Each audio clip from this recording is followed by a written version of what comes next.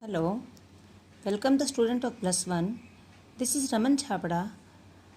I am again with you with the topic errors of measurement.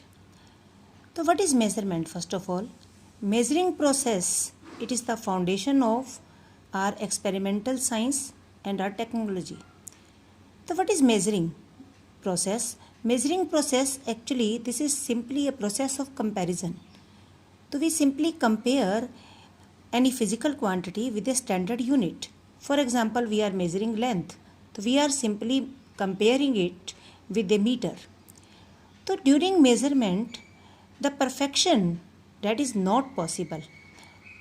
There is possibility of errors.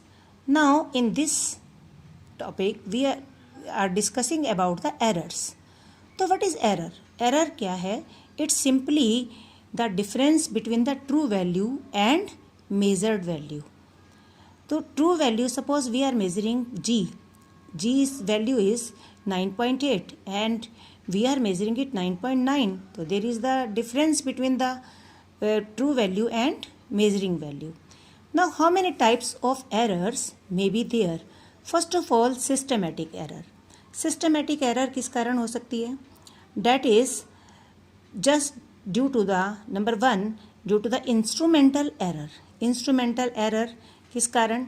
Maybe कि there is a fault in instrument, ठीक है, in the designing of instrument and there is the defect in the designing. And secondly, due to the imperfection.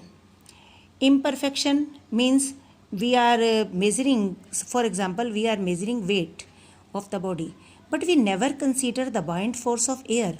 So that is also the imperfection. So we are measuring weight, but we are not actually measuring.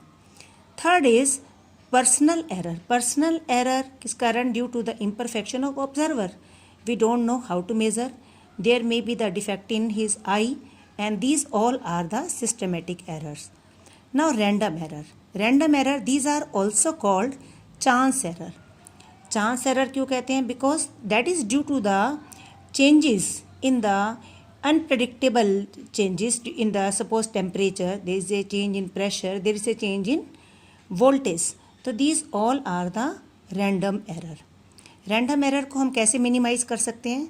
Just by repeating the measurement again and again and by taking the mean of that. Now third is the gross error. Gross error किस कारण हो सकती है? Due to carelessness of the observer. We can measure it wrongly. हमने किसी का zero नहीं read किया, तो any carelessness, that is the gross error. But here we come to the absolute error. Absolute error क्या होगी in the measurement? That is the difference in the true value and measured value. तो that is true value जो है उसकी standard value और हम जो measure कर रहे हैं उसके बीच का difference. तो anyone may be greater, तो whatever is the greater we can subtract from that. And suppose we are measuring any physical quantity n times, हमने n times measure की and measured values are a1, a2 and an. ये हमारी n times measure करी है हमने. And if we find the mean of these values am is equal mean value कैसे निकालेंगे? सबका सम करके और n से हम डिवाइड करके. इसको हम क्या लिख सकते हैं? सिग्मा. सिग्मा का मतलब होता है sum. I is the variable quantity. I की वैल्यू 1 से लेकर n तक वेरी करेगी. Means we can write a1 plus a2 and divided by n. And this mean value that can also be taken as true value if we don't know the true value. तो हमें नहीं पता है तो हम उसको जितनी बार भी हम मेज़र करेंगे उसका जो मीन लेंगे that can be considered as true value. अब एब्सोल्यूट एरर निकालेंगे कैसे? In each measurement and that is equal to हर एक में, सपोज फर्स्ट मेजरमेंट की एब्सोल्यूट एरर कितनी है? जो ट्रू वैल्यू है और उसकी मेजरमेंट का difference am minus a1. And second measurement की absolute error am minus a2 and am minus an is the absolute error in the nth measurement. It may be positive or may be negative, whatever it is. Now second is mean absolute error. mean absolute error कैसे निकलेगी? जो हमने absolute errors निकाली थी and they may be positive और negative, but if we take only magnitude, this is the symbol of magnitude, magnitudes का सबका सम लेकर उसको हम n से डिवाइड कर दें, मीन्स मीन एब्सोल्यूट एरर्स, सारी एब्सोल्यूट एरर्स के मैग्नीट्यूड का हमने क्या निकालना है, mean, and that is represented by delta a mean. Now relative error, relative error means it's equal to mean absolute error upon mean value. ये जो हमारी मीन एब्सोल्यूट एरर आई है उसको हम मीन वैल्यू से डिवाइड करेंगे, इट मे बी पॉजिटिव और negative. Percentage error कैसे निकालेंगे, रिलेटिव एरर को हम 100 से मल्टीप्लाई कर देंगे and that is the percentage error. Now students, I am explaining one example. Example is that if we have to measure the refractive index of water and we are measuring it 8 times and the values are different. Its value is 1.29, 1.33, 1.34, 1.35, 1.32, 1.36, कभी 1.30 आई और 1.33. Now we have to find its mean value, its absolute errors, relative error and percentage error. अब refractive index को हम mu से represent करते हैं. It means now first of all we will find the mean value. Mean value कैसे निकालेंगे, सबके values का सम करके हम उसको 8 से डिवाइड कर देंगे and this is the mean value and that can be considered as true value also.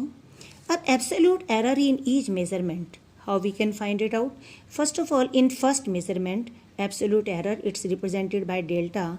तो delta mu 1 is equal to 1.33 minus 1.29 and it will be 0.04. Second measurement में 1.33 माइनस 1.33 इट विल बी 0.